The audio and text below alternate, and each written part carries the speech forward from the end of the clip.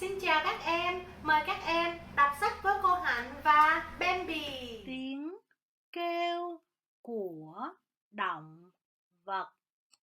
Con chim không biết nói, con chim biết hát líu lo líu lo.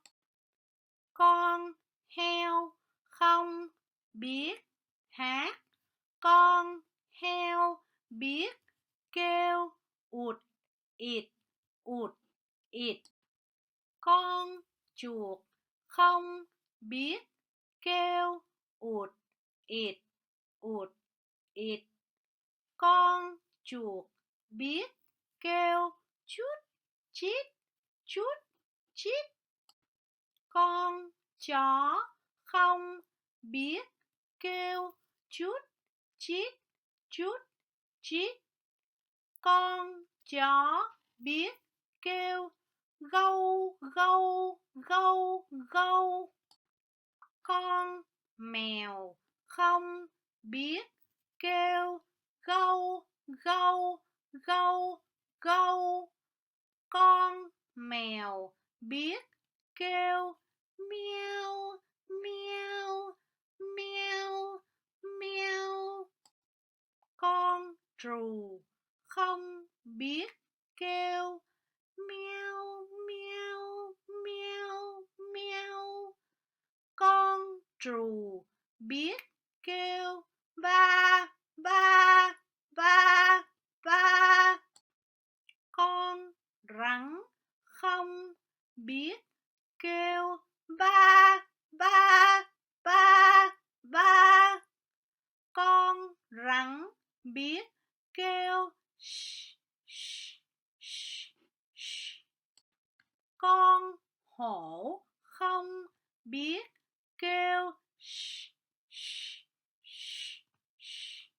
Con hổ biết kêu ra ra ra ra. Con gà mái không biết kêu ra ra ra ra. Con gà mái biết kêu cục tác cục tác. Con vịt không biết kêu cục tác cục tác.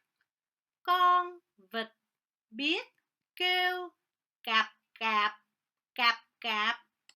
Con chim cười không biết kêu cạp cạp cạp cạp. Con chim cười biết cười ha ha ha ha. Con ngựa không biết cười ha ha ha ha. Con ngựa biết kêu hí hí hí hí. Con lừa không biết kêu hí hí hí hí. Con lừa biết kêu hí hò hí hò. Con khỉ không biết kêu hí hò hí hò. Con khỉ biết kêu. Các động vật có tiếng kêu khác nhau.